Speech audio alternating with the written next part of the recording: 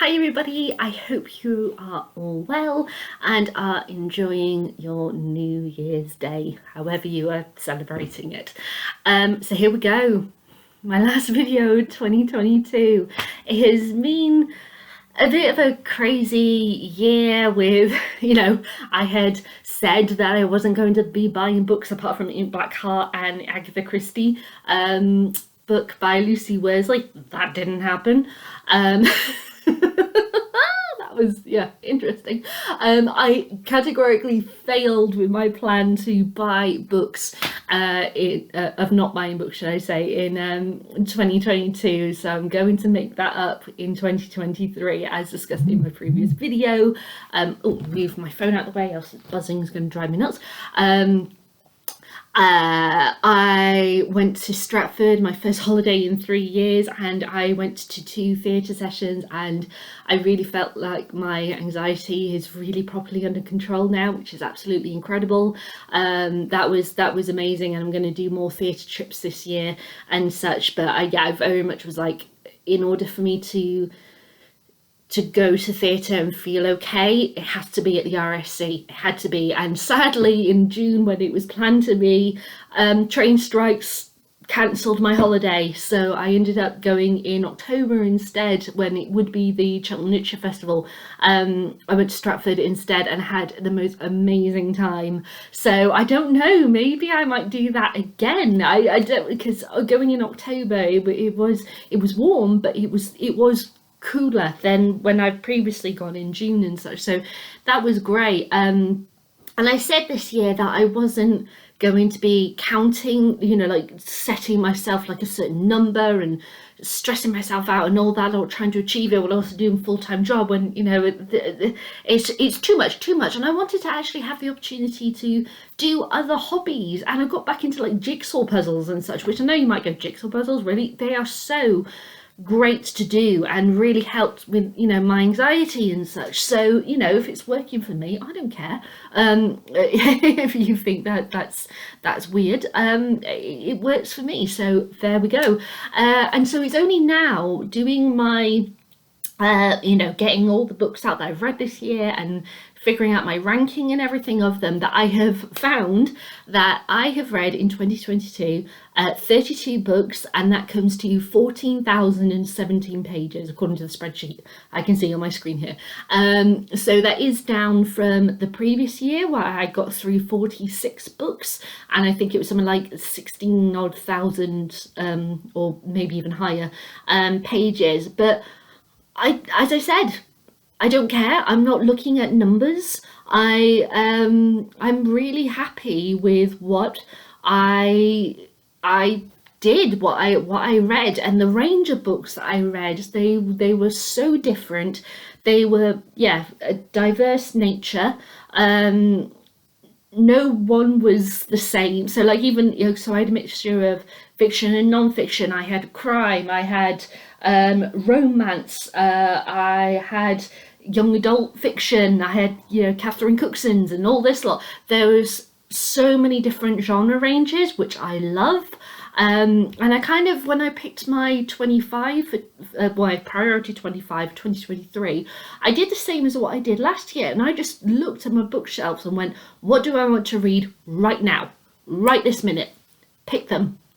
And so I've done the same. And I found that I got a real diverse range again, and I love that. So I think I've done well with my choices and such, and I hope you guys enjoyed the ride of going through these with me. And I want to say, like I say every year, and sorry if I sounded like a broken record for those of you who have been following my videos for years and such, but I'm going to say it again. I am always astonished by the amount of people who give me thumbs up or leave me comments or have subscribed. Like again, I'm not one to pay attention to numbers, and I knew at the beginning of this year I was under like the 600 mark. I can't remember the exact number. I cannot remember. And now I'm at 675 subscribers. That is insane. I cannot, I'm in awe. I'm in awe that there's that many people who want to hear my opinions on books. So thank you from the bottom of my heart. Just thank you so, so, so much for subscribing. And I've always said, and again, broken record moment, if you've been around for years, I, on purpose, never ever ask for anyone to subscribe. I say, the same thing at the end of my books. Give me a thumbs up or a thumbs down if you want to, or leave me a comment if you want to. And I let you decide. And the reason why I say those words is because I cannot stand it when person on a video tells me that I have to subscribe, that I have to hit the bell icon, that I have to follow them on every social media, that I have to leave a comment, that I have to give a thumbs up. And I get why they're doing that. It's because of the algorithm. And, especially if this is their full-time job, it's generating revenue for them. I totally get that. But for someone like me, I'm fine. I feel like only subscribe if you really want to. And if you don't want to subscribe anymore, or don't want to subscribe whatsoever, that's fine. I'm, more than happy. You just do you. And so for the fact that number 675, I think it was, at the moment, people want to subscribe to me, that means so much from the bottom of my heart. So thank you. Yeah, it's I always feel like, or at least this is certainly the case for me, that when I subscribe to someone, it's a collection of the content that makes me want to subscribe to them, not the fact that they have just told me in one video to subscribe. So yeah, it means the world that there are so many people who want to hear what I have to say. So thank you very, very much. So now we better have a look at my review of the year, and I have all of my books that I've read this year by my side, and I have picked out my best and worst reads. Now I usually do 5 for each, and I've done 5 best, but the worst list was so tough for me that I had to make it 6. I had to make it 6. So yeah, I couldn't draw a line between the 5th and 6th place. So there we go. So let's start off with the worst reads of the year. And we've got one hardback and one paperback here. So in joint 5th place we have, drumroll, When the Curtain Falls by Carrie Hope Fletcher and The Glass Woman by Caroline Leah. So Carrie Hope Fletcher, I did have kind of high hopes for. This was the first of her books that I had read, and it was the 3rd book, I believe, that she had published. Hang on, because she did have a non-fiction before she turned to fiction. So I think this is the 3rd fiction, so it'll be her 4th book. There we go. And this was just mediocre. It felt like this is somebody having a go at writing, but isn't that great at writing. And if you'd said that this was a debut novel, then I can sort of, chick lit, understand that. But this is not a debut novel. And it is, I have to say, it's mediocre. The story is not that great. The characters talk to each other in a way that is just ridiculous. I'm sorry, are these adults or are these 5-year-olds having a tiff in a playground? What? It just felt completely wrong. And yeah, I got through it in I think it was like a day, because it was just ridiculous. And I'm sorry for a big harp, but look how big the words are. It's just did it need to be this many pages? I'm sorry, it was a big no. And I follow Carrie on social media, and she's a great performer, a great West End actress, but unfortunately she's not a writer. So yeah, sorry Carrie. And the other one is The Glass Woman. This was one of 2 DNFs for the year. I'm quite happy that I've only made it 2, because previous years I've gotten like up to, I think, about 5 in a year. So to only have 2 DNFs, that's not bad at all. So yeah, so we had The Glass Woman by Caroline Leah. I made it to 150 pages through this and I went, no, cannot do this anymore. It basically is, it was inspired by an Icelandic, sorry, folk story, which very much is like Jane Eyre. Just saying. And but the problem is that it just didn't work. It just felt like I was a stranger in a culture that I don't belong in. I would have thought that if a book about specific culture and such would be very open, warm, let me in, let me understand. It's kind of like how when I read Bernadette Evaristo's book last year, with the title of which Girl, Woman, Other, I think it's called. I might have to check that. Where I just felt like I was kept arm's length away. And the same thing with this. And what was really annoying is that there would be random Icelandic words but that's fine having them, in the story. But I had to keep on jumping back to the back of the book, the index, in order to find out what that word is, and then so I kept on flicking over the ending of the book, and I was like, I shouldn't be doing this, and then she kept on repeating those certain words over and over and over again, and it kind of felt like, to a point, I think there was only probably about 15 odd words, and it was like, how many times could I fit this word on this page? Let's see. It was just like, you're actually kind of isolating me. You're forcing me out by completely repeating this over and over and over again. It's not working. The characterization is not working. It just felt like I was being shown, like I was watching like a screen of this happening, and I wanted to go through the glass and I couldn't get through the glass. So, and quite funny, glass when it's The Glass Woman. So there we go. My number 5 worst books. We go to When the Curtain Falls by Carrie Hope Fletcher and The Glass Woman by Caroline Leah. Okay, so in at number 4, we have my worst reads of the year. We have The Essex Serpent by Sarah Perry. Now, this one is a pretty tough one, because this is one where I got to the end and I was like, oh, thank Christ that is over with. Why have you got a book called The Essex Serpent when it's got fuck all to do with the Essex Serpent?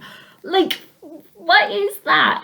That really bugged the hell out of me. It was just ridiculous. This woman Cora, hears about the legend of the Essex Serpent, and she goes off with her son and the son's nanny to go find out about it, and basically falls for a priest. So it was a romance novel. It was a romance novel, which is disguised as something else, in this sinister kind of story. But I hated the fact that Cora basically had a head up her own arse. Everyone, and I mean everyone, including her nanny, was head over heels in love with her. Why? She's not a bitch. I didn't like her whatsoever. I didn't give a shit about her or anybody else. I thought the ending was just so pathetic, and she was just so irritating, and I hate it when I have a protagonist who is so interesting. I could have DNF'd this, but I was like, you know what? I want to find out the answer about that Essex Serpent, which you don't refer to until suddenly it's like the end. It's like, oh, I'm going to reveal what the heck this is. What? It was just, and when you got revealed what it was like, that's it? That is it? I was, yeah. It didn't work whatsoever. It was poorly put together, and I hated the protagonist. So, The Essex Serpent. In at number 3 of the worst books of the year, and this might be a surprise to some people who hadn't seen my review of it, but here we go. Where the Crawdad Sings by Delia Owens. This was such a phenomenal hit that when I had my first book buying stumble of the year, I got it. I was like, you know what, I'm going to give this a go. And oh no, it wasn't the first one, because oh no, wait, hang on. Get my memory right, because my first stumble was like in the March. The film came out over the summer. That was it. It was the film trailer that triggered me to get this. So that was it. So because I didn't know it was a crime novel thing, and I was like, you know, let's go for it. And I have to say, this is one of the worst stories that I have come across in a long time. Really, Delia knows how to write. She does write beautifully in this, but the story itself is so frustrating. I couldn't get past that. And there were things like, for example, like she said how our main character, the Marsh girl, aka Kaya, that's her name, Kaya. So I was thinking, is it, they pronounce it Kia or no, it's Kaya. She doesn't have, she's been abandoned basically, and she lives on this marsh by herself, and she only sees a couple of people every day who she sells fish and that to, but she has no other social interaction. But she's able to completely psychologically comprehend things like people being sarcastic, you know, all that kind of thing. And it's like, but these are developmental things that children learn as they grow up. But she has to have certain social interactions in order to be able to learn that. But she doesn't have that. So I was just like, how can she be this like genius of a person, but she just doesn't have the things that would psychologically allow her to do that. She didn't have that childhood development. So how I got caught up in stuff like that, and the ending was a crock of shit. I'm sorry, that ending was just ridiculous, and characters were ridiculous, and I was like, you know what, I don't care if it was one of the biggest books of 2021, wasn't it? Yes, because I bought the paperback in 2022. It's just bad. It's bad. And the film, I didn't end up going to see the film because, you know, this, that and the other. But yeah, the film was really badly reviewed, so I'm really glad I didn't go see it. So yeah, so in at number 3, a book that does have goods for the way that Delia writes, but her story, her characterization, and their ending was a crock of shit.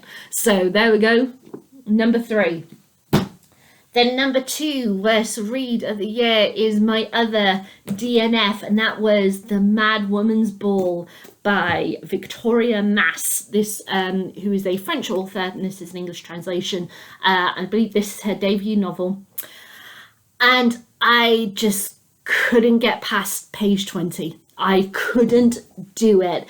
It was just so odd, and I just, what the hell is this book? It was just pretty ridiculous. You don't understand, you don't get like a solid foundation to start off on. It just feels very at any second this ground is going to fall from beneath my feet. I didn't understand the narrative. I didn't understand what people were doing. I just could not, it would not capture me. I felt completely confused. And I think obviously it's The Mad Woman's Ball, that maybe that was on purpose, I don't know, but I was like, for a book that's not that big, actually, how many pages is it? It's 211 pages. I couldn't get past page 20. It didn't work for me. I couldn't do it. So for a book that I stumbled across those first 20 pages, and I remember trying to read it over and over and over again. As soon as page 20 hit, I couldn't get past it. I was like, you know what, I'm not even going to try, not going to go there. So there we go, number 2 is The Mad Woman's Ball. And then finally, my number 1 worst read of the year, it goes to by Grand Central Station, I Sat Down and Wept by Elizabeth Smart, which should also be known as He's Just Not That Into You. Literally, the title is the best thing about this book. She has written it as if she's trying to write poetry, and it's so obvious that she's trying to be something that she's not. And this is a fictionalized account of a love affair that she had with a man, which lasted for many, many years. They had 4 children together, but he was married and said that he was a man of God and couldn't leave his wife. So they carried on this affair, and it turned out that he had said this to many different women and had 15 illegitimate children by several women. And so, yeah, he didn't really care. He didn't give a shit. And as soon as the book started, I was like, this guy doesn't like him. And it was only after I'd started reading this that I found that out. So I didn't know that in the forefront of my mind or anything. But yeah, she tried to write it in a way, in a poetic way, which didn't work. The story itself is not that strong. I couldn't understand half of the stuff that she was saying because she kept on using things like animals and weather and all this lot, and I was like, for God's sake, just tell me what you were trying to say. I got so angry and so frustrated reading this book. I couldn't understand why it's this short story classic. It just didn't work whatsoever for me, and I will never, ever, ever read this book again. Okay. So those were my worst reads of the year. So they were When the Curtain Falls, The Glass Woman, The Essex Serpent, Where the Crawdads Sing, The Mad Woman's Ball, and by Grand Central Station, I Sat Down and Wept. So now it's time to look at my best reads of the year. Just got to put this down. Hang on. Put this down and knock into the table where my laptop is on. Sorry about that shaky screen just then. So, my favourite books of the year. I have 5, and I keep swapping places of where I feel about them, but the number 1 spot has been well established in my mind for quite some time. But here we go. The top 5 reads of the year.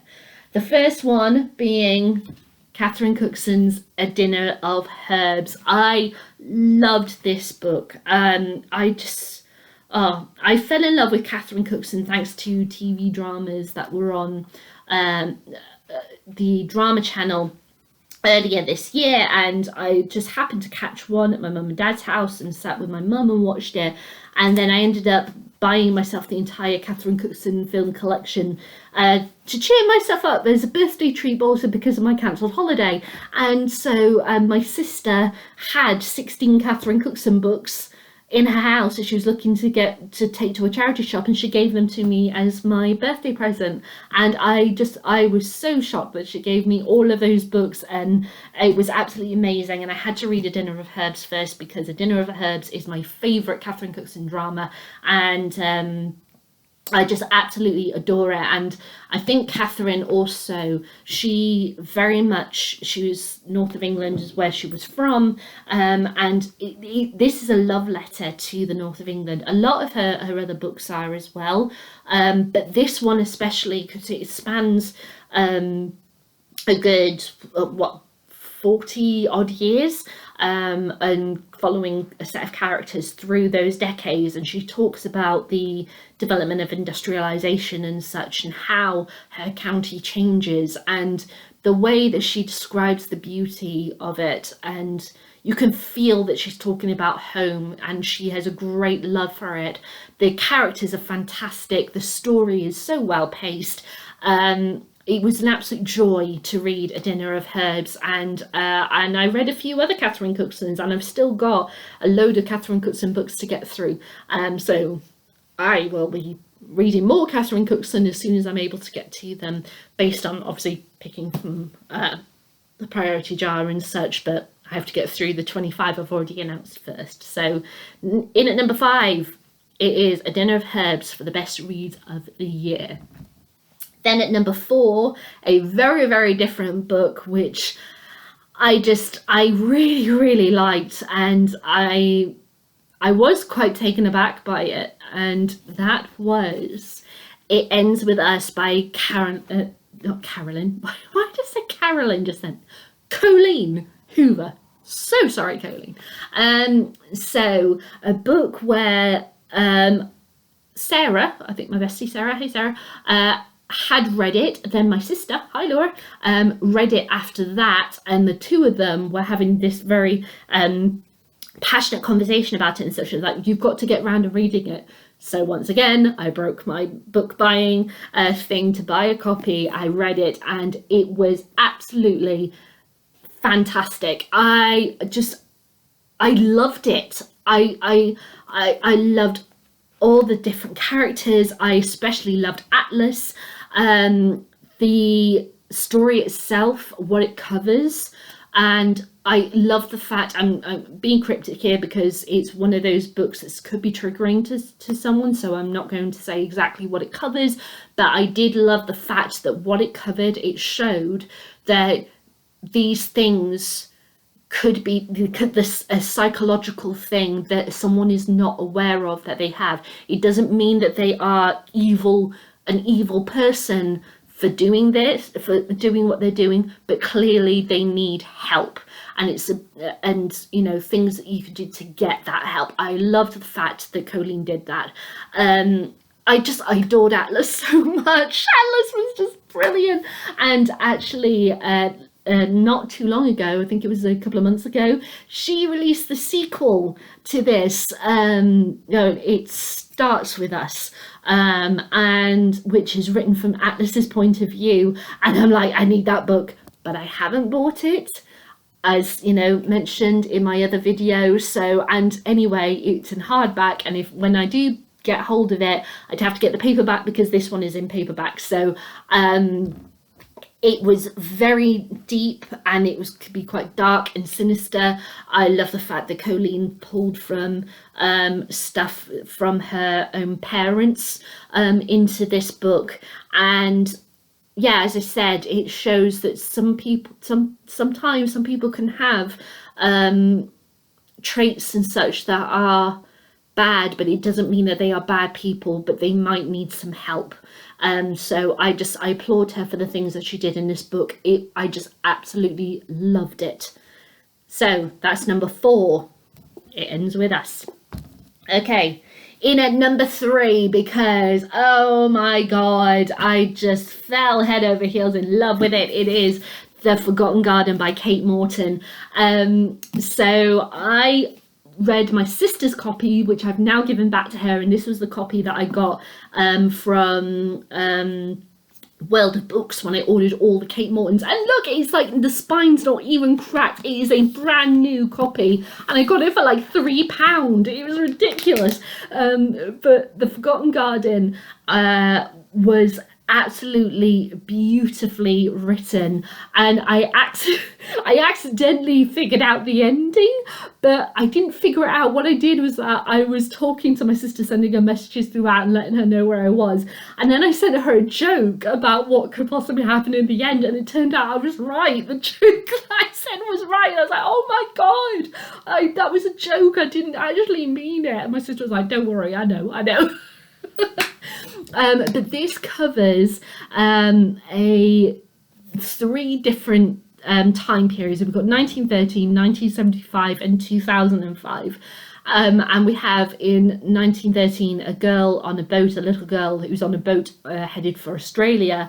In 1975, that girl, now grown up, coming back to England. And then 2005, that girl has passed away, and her granddaughter has discovered from her will that she has been left a property in England, and so she goes to England and discovers the unraveling of the story of what happened.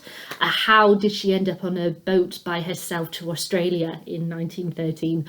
And it was so good. I love the way that Kate Morton constructs her narratives. And as mentioned in my my plan for 2023 video, where I've got all the other books, I had previously read The Secret Keeper, and but that was like over 8 years ago, and I'd not read any Kate Morton's books up to then, until I got The Forgotten Garden, and I fell in love.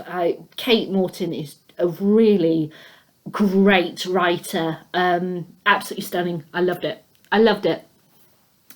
Then in at number 2, I had to go for, because I loved it so much, Gone with the Wind by Margaret Mitchell. Now, Gone with the Wind, that might be surprising to some people. I don't know that I've decided to put it in at number 2. I mean, I did, as mentioned, I was flicking back and forth with the ordering of these, and I still, up until like the minute before I hit record. So it was like this. So maybe in another day or so, I might possibly put The Forgotten Garden ahead of Gone with It. I don't know. They are that close. It is insane. But the thing about Gone with the Wind is that it's a story that I have loved since childhood because of the film. It has a deep. I have a deep connection to it because of the connection to my grandparents because of the film. And I read this very recently, and I loved it. I think Margaret Mitchell wrote it beautifully. And as mentioned in my review of it, please go listen, watch/listen to it if you want to. I talked about how there is this whole thing about if it should be restricted being accessed because of language in it, or edited possibly because of language, and I would say no. And I have read far worse in like Irvine Welsh's books, especially the book Filth. So I had absolutely no problem with that. I absolutely loved this, so much so that it helped me understand. And I think this is the important thing that the film doesn't necessarily convey about like how far Scarlett's home is from Atlanta, where at one point she has to travel with one of the slaves, a very ill Melanie, the newborn baby, and such, and her son, and take it on a cart and a horse and take them to her home from Atlanta. The film, I thought it was like hundreds of miles. It's 15 miles.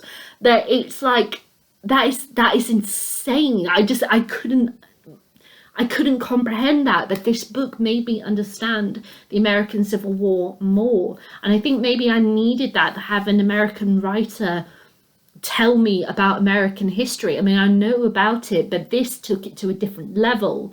And I've been watching like programs and such related to the American Civil War since, and I found that really fascinating. It led me down a period of history which I knew of, but I knew nothing of at the same time. So I'm thankful for that.